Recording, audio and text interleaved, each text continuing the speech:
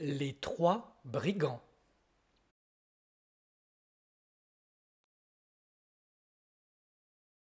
Il était une fois trois vilains brigands avec de grands manteaux noirs et de hauts chapeaux noirs.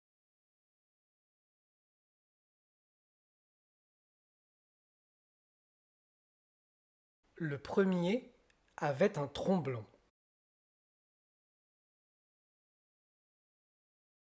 Le deuxième, un soufflet qui lançait du poivre. Et le troisième, une grande hache rouge.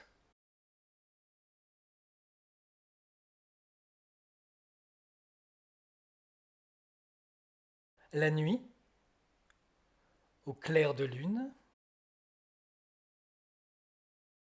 ils se tenaient cachés au bord de la route.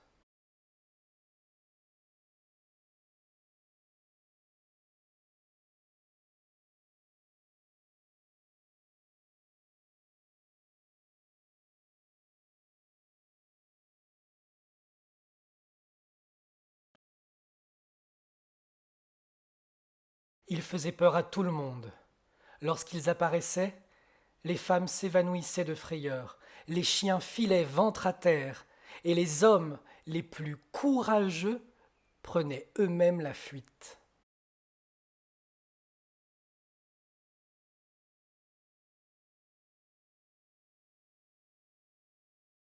Si des voitures passaient, ils soufflaient du poivre dans les narines des chevaux et, naturellement, les voitures s'arrêtaient. Alors, ils démolissaient les roues, puis, avec le tromblon, ils menaçaient les voyageurs et les dévalisaient.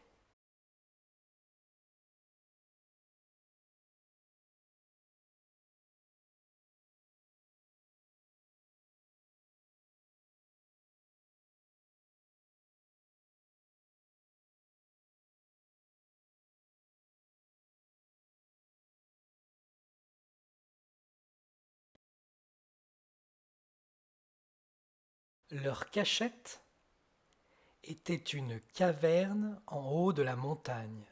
C'est là qu'ils emportaient ce qu'ils avaient volé.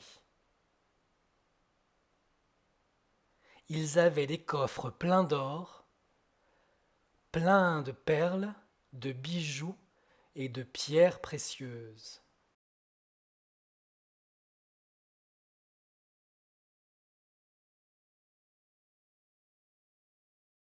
Mais voilà qu'une fois, par une nuit très sombre, ils attaquèrent une voiture où il n'y avait qu'un seul voyageur.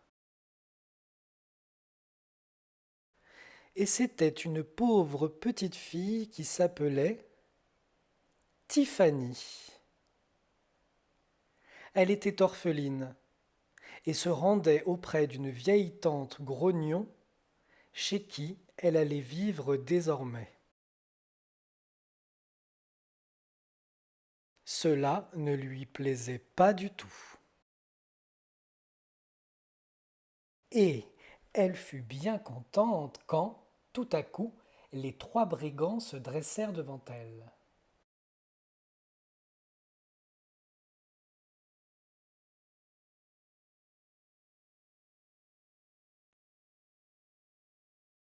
Comme il n'y avait dans la voiture rien d'autre à prendre que Tiffany, ils l'emportèrent précieusement dans leur caverne.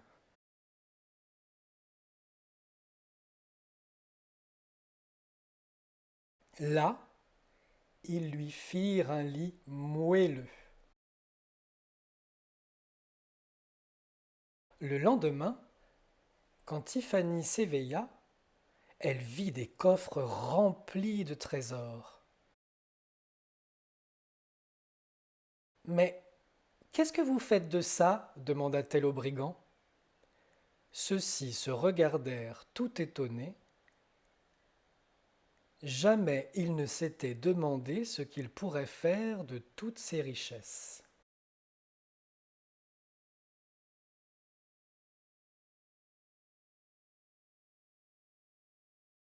Alors, comme la petite Tiffany leur plaisait beaucoup, ils décidèrent de partir à la recherche d'autres enfants malheureux et abandonnés et de s'occuper d'eux.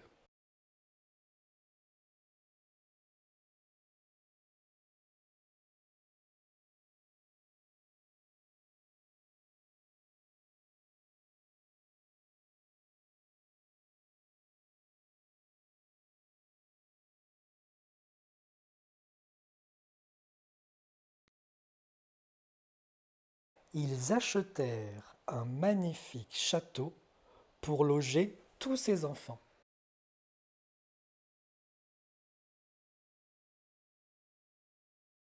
Chaque enfant reçut un manteau et un chapeau comme ceux des brigands, mais rouges.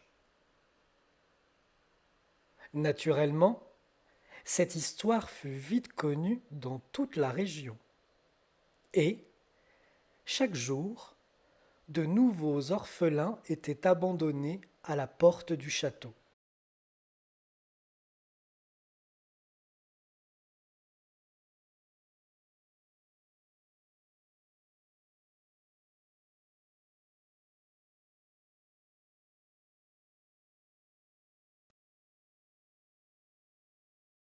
Ils étaient tous recueillis et vivaient là jusqu'à ce qu'ils soient en âge de se marier.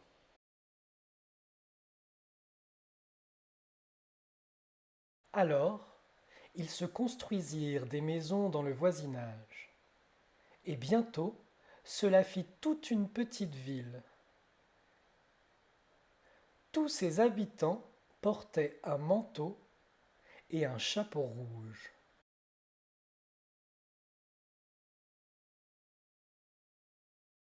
À la fin, ils bâtirent une muraille tout autour de la ville avec 3 tours imposantes,